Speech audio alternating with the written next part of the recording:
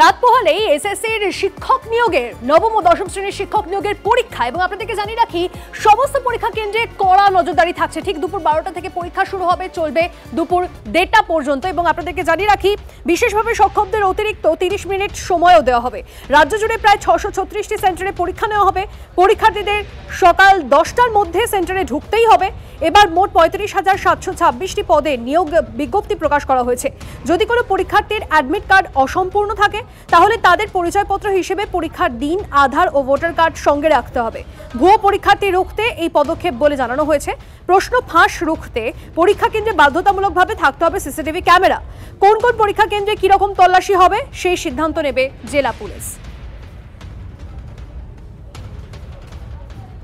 চরম সতর্কতার মধ্যে এসএসসির পরীক্ষা হচ্ছে।